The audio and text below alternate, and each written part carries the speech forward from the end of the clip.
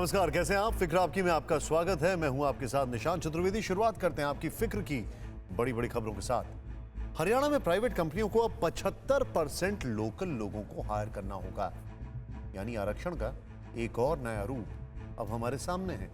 आज हम बताएंगे कि लोकल को इस तरह से वोकल करने से क्या किसी का भला हो सकता है। वैसे तो कांग्रेस और बीजेपी की सियासी लड़ाई स्वाभाविक है, लेकिन राहुल गांधी ने बेहद आक्रामक रुख लेते हुए संघ विचारधारा से जुड़े स्कूलों की तुलना पाकिस्तानी चरमपंथी मदरसों से कर दी है।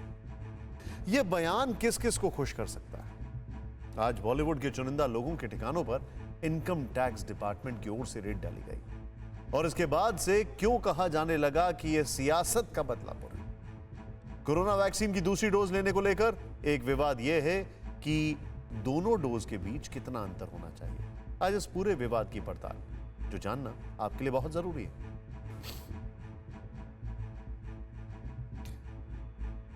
आज सबसे पहले फिक्र रोजगार की। आरक्षण को लेकर हमारे देश में लंबी बहस चली, आंदोलन भी हुए, लेकिन एक राय कभी नहीं बन पाई। ताजा मामला हरियाणा का है, जहां एक नया कानून बनाया गया है। इस कानून के मुताबिक अब हरियाणा के प्राइवेट सेक्टर में 75% नौकरियां सिर्फ राज्य के स्थायी निवासियों को मिलेंगी, यानी नौकरियों में लोकल लोगों को जबरदस्त बढ़ावा दिया जा रहा है। और इसलिए आज हम ये सवाल उठा रहे हैं कि क्या नौकरियों में वोकल फॉर लोकल की नीति ठीक है? पहले आप ये समझ लीजिए कि इस कानून में है क्या।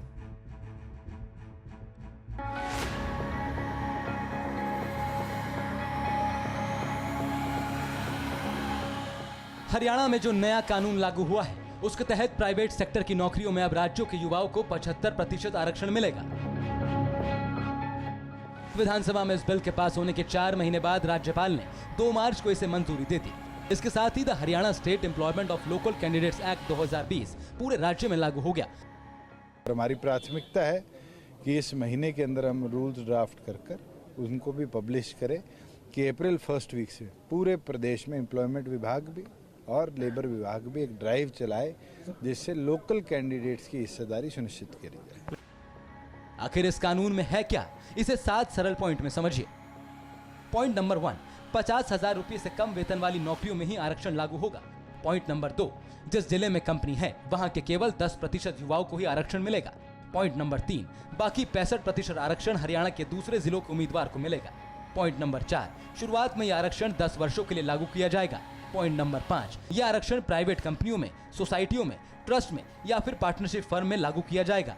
पॉइंट नंबर 6, स्थानीय उम्मीदवार अगर प्रशिक्षित नहीं मिले तो उन्हें ट्रेनिंग देकर नौकरियों के लायक बनाया जाएगा। आखिरी और सबसे अहम पॉइंट, हरियाणा में जन्मे या पिछले 15 वर्षों से हरियाणा में रह रहे लोगों को ही स्थानीय निवासी माना जाएगा, यानी यही लोग आरक्षण के हकदार होंगे। दरअसल हरियाणा में बीजेपी की सहयोगी जन नायक जनता पार्टी ने चुनाव में वादा किया था कि वो प्राइवेट सेक्टर में युवाओं के रिजर्वेशन के लिए कानून लाएगी। सरकार इस कानून के पक्ष में 2 तर्क देती है। एक तो ये कि इससे स्थानीय लोगों की बेरोजगारी दूर होगी, और दूसरा कि प्रवासी मजदूरों का आना भी कम होगा, जिससे राज्य की आबादी और इंफ्रास्ट्रक्चर पर दबाव घटेगा। लेकिन इस कानून का दूसरा पहलू भी देखना होगा। हरियाणा के गुरुग्राम और मानेसर में आईटी सर्विसेज, ऑटोमोबाइल्स, इलेक्ट्रॉनिक्स और बीपीओ से जुड़ी बड़ी बड़ी कंपनियां हैं। इन पर नए कानून का क्या असर होगा? एक आंकड़े पर ध्यान दीजिए। जॉब दिलाने का काम करने वाली CIEL HR सर्विसेज से करीब 12,000 कर्मचारी जुड़े हुए हैं, जो अलग अलग कंपनियों में काम करते हैं। इनमें से 1500 ऐसे हैं जिनकी सैलरी 50,000 रुपये से कम है और वो हरियाणा में काम करते हैं, लेकिन इनमें से एक भी हरियाणा का स्थानीय निवासी नहीं है। तो क्या नया कानून इन कंपनियों के लिए मजबूरी का दूसरा नाम बन जाएगा? आखिर प्राइवेट कंपनियों में रिजर्वेशन के लिए इस कानून से किसका फायदा है? पहले हम ईज ऑफ बिजनेस की बात करते हैं, ये तो ईज ऑफ बिजनेस खत्म करने वाली बात होगी। 75% इज अ टू हैवी। ठीक है, स्टेट को बेटरमेंट होगी कि interior areas of state can get some more industry. अभी तक हरियाणा सिर्फ फरीदाबाद, गुड़गांव, पंचकुला में ही इंडस्ट्री थी कि मैंने इंटरव्यू के लिए जॉब पोस्ट निकाली, अब उसके अंदर बंदा आ रहा है इंटरव्यू देने, मेरे को अच्छा लग रहा है पर वो नॉन हरियाणवी है, मैं उसको रख नहीं रहा हूँ, है ना। एक जो अच्छा नहीं है बट हरियाणवी है उसको रख रहा हूँ, तो बड़ा बायस्ड अप्रोच हो जाएगा इसके अंदर। हरियाणा सरकार के इस नए कानून को नहीं मानने वालों के खिलाफ कार्रवाई भी होगी। कानून तोड़ने वाली कंपनी पर कम से कम 10,000 रुपये और ज्यादा से ज्यादा 2 लाख रुपए का जुर्माना होगा। अगर किसी कंपनी ने कानून उल्लंघन करना जारी रखा तो उसे प्रतिदिन 10,000 रुपये के हिसाब से जुर्माना भरना पड़ेगा। इसी तरह गलत तथ्य पेश करने वालों को अलग से 50,000 रुपये का जुर्माना देना पड़ेगा।